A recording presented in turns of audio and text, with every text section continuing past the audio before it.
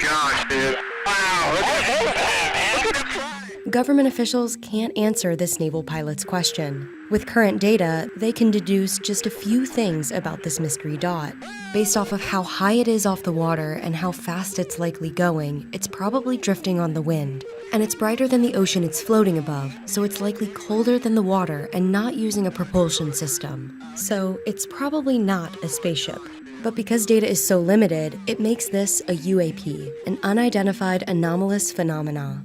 Identifying UAP is so important because it's a matter of national security, it's a matter of aviation safety, and it's incredibly important that we're curious about our world around us. Here's why these objects are so hard to identify and how a new report from NASA could help solve some of these mysteries. Ryan Graves is a former naval F-18 pilot who has been an advocate for researching unidentified anomalous phenomena, or UAPs, after witnessing one himself. That was very surreal to see that because we immediately thought it was a radar error. But it's almost more unsettling when the thing you thought was an error turns out to be reality. A new report from an independent study team appointed by NASA is trying to make it easier to identify some of these objects, but the current data available makes it a challenge. Lack of data was a problem in identifying this UAP in the Middle East. While we are still looking at it, I don't have any more data other than that. One problem is the quality of images. Right now, many are taken from military aircrafts. It's often, grainy footage where it's kind of hard to tell, and it's like split-second objects, small spherical object that might go across the video extremely fast. For example, look at this one from South Asia. Officials determined that this is likely just a commercial aircraft, but compression on the video creates trails around it, and the quality makes it hard to discern what it is.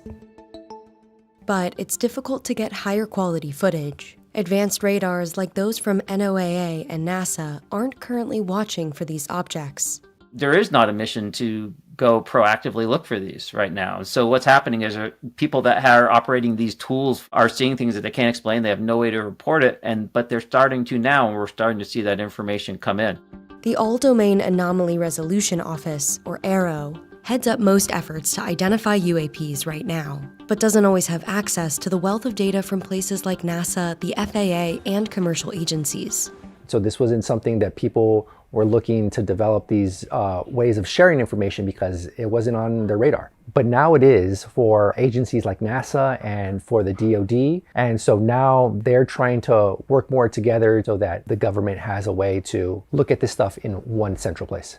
But one of the biggest barriers isn't a technological problem, it's a social one. Do I believe there's life in a universe that is so vast that it's hard for me to comprehend how big it is? My personal answer is yes. Talking openly about UAPs or other unidentified objects hasn't always been the norm.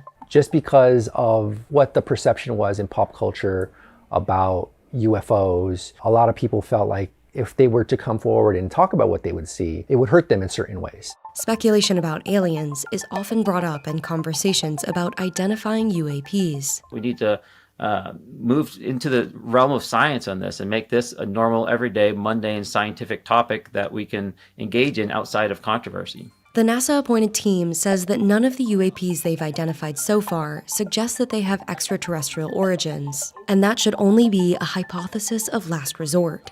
The report also says that stigma around this topic has prevented a lot of data from being reported.